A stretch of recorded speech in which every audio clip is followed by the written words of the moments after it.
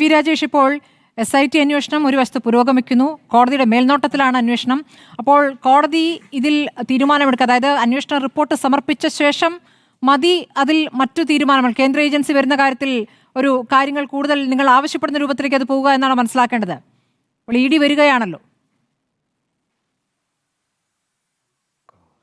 തീർച്ചയായിട്ടും ഒരു കേന്ദ്ര ഏജൻസിയുടെ അന്വേഷണത്തിലൂടെ, വളരെ ശക്തമായ ഒരു അന്വേഷണത്തിലൂടെ, പലരെയും കസ്റ്റോഡിയൽ ഇൻട്രോഗേഷൻ നടത്തുന്നതിലൂടെ മാത്രമേ ഇക്കാര്യങ്ങൾ പുറത്തു വരികയുള്ളൂ എന്നുള്ള കാര്യത്തിൽ യാതൊരു സംശയവുമില്ല. പിന്നെ ഒരു കാര്യം, ഇതിൽ മുൻ ദേവസ്വം മന്ത്രി കടകംപള്ളി സുരേന്ദ്രൻ, അതോടൊപ്പം തന്നെ മുൻ ദേവസ്വം പ്രസിഡന്റ് പത്മകുമാർ, വാസു ഉൾപ്പെടെയുള്ള ആൾക്കാരെ പ്രതി ചേർത്തുകൊണ്ടുള്ള ഒരു അന്വേഷണം, അവരെ കസ്റ്റോഡിയൽ ഇൻട്രോഗേഷൻ നടത്തിയിട്ടുള്ള ഒരു അന്വേഷണത്തിന് മാത്രമേ സുതാര്യമായത് കൈവരികയുള്ളൂ, കാര്യങ്ങൾ പുറത്തു കൊണ്ടുവരാൻ സാധിക്കുകയുള്ളൂ, ഒളിച്ചുകളി നടക്കുകയില്ല. മറ്റൊന്ന് ഞാൻ പറയാം സ്മൃതി, CPM പ്രത്യേകിച്ചും പിണറായി വിജയൻ ഗവൺമെൻറ് അധികാരമേറ്റതിന് ശേഷം എന്ത് കാരണത്താലാണെന്ന് ഇനിയും കണ്ടുപിടിക്കേണ്ടിയിരിക്കുന്നു. ഒരുപക്ഷെ അവരുടെ ആശയത്തിൻ്റെ പ്രസക്തി നഷ്ടപ്പെടുത്തുകൊണ്ടാണെന്ന് അറിയില്ല, ഈശ്വരവിശ്വാസം കൂടുന്നതുകൊണ്ട്.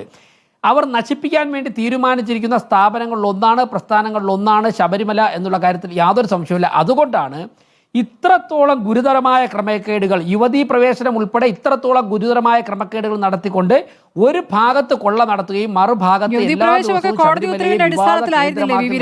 ചെയ്യുന്നത് അത്തരത്തിലൊരു ഗൂഢാലോചന ഫലമാണ്. എന്തോ യുവതീ പ്രവേശം കോടതി ഉത്തരവിന്റെ അടിസ്ഥാനത്തിലായിരുന്നില്ലേ? എന്തോ യുവതീ പ്രവേശം കോടതി ഉത്തരവിന്റെ അടിസ്ഥാനത്തിലായിരുന്നില്ലേ? പെണ്ണുങ്ങളെ വീട്ടിൽ പോയി ചെന്ന് പോലീസ് പിടിച്ചോണ്ട് ശബരിമലയെ കൊണ്ടുപോകുന്നേ? അല്ല, കോടതി പറഞ്ഞോ, ബിന്ദുവിനെ വീട്ടിൽ പോയി വിളിച്ചോണ്ട് ശബരിമലയെ കയറ്റണമെന്ന് ഏത് കോടതിയാ പറഞ്ഞത്? ശരി, ഏത് കോടതിയാ പറഞ്ഞത്? താങ്കൾ എന്തായി പറയണത്? ഏത് പാർട്ടിക്കാര് ബിന്ദുവിനെ വീട്ടിൽ പോയി വിളിച്ചോണ്ട് ശബരിമലയെ കയറ്റാൻ വേണ്ടി ഏത് കോടതിയാ പറഞ്ഞത്? ഏത് കോടതിയാ പറഞ്ഞത് മിസ്റ്റർ? ഏത് കോടതിയാ സാർ പറഞ്ഞത്?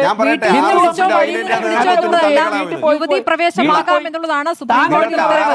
വിളിച്ചുകൊണ്ട് വരികയാണോ തന്നെ വരികയാണോ എന്നുള്ളതല്ലല്ലോ വിഷയം. എന്തായിരുന്നു ഉത്തരവ് എന്നുള്ളതാണല്ലോ. പോലീസ് കാറും കൊണ്ട് പോയി വിളിച്ചോണ്ട് കയറ്റാൻ വേണ്ടി ഏത് പോലീസാ, ഏത് കോടതിയാ പറഞ്ഞത്? അപ്പോൾ വി രാജേഷ്, ഇപ്പോൾ CPM അതൊരു ദുസ്വപ്നമായി മറക്കാൻ ആഗ്രഹിക്കുന്ന വിഷയമാണ്. അത് വീണ്ടും വീണ്ടും ഓർമ്മിപ്പിക്കേണ്ട.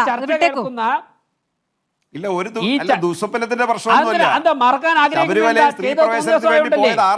ഈ ചർച്ച കേൾക്കുന്ന വിഭാഗത്തിൽപ്പെട്ട മാർക്സിസ്റ്റ് പ്രവർത്തകർ നമുക്ക് ഇതിന്റെ നാൾവഴികളൊക്കെ അറിയാവുന്നതാണ്. അതിന്മേലൊരു തർക്കം വേണ്ട. പ്രവർത്തകർ ചിന്തിക്കണം. അതിന്മേലൊരു തർക്കം വേണ്ട.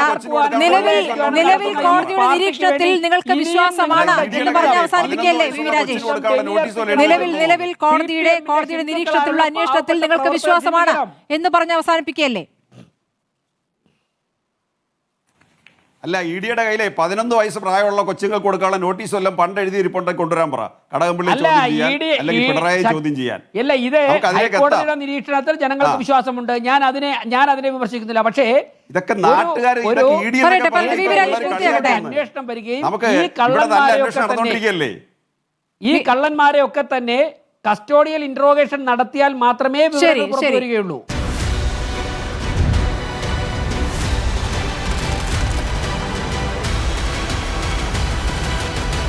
Debate with Smriti Parathikar.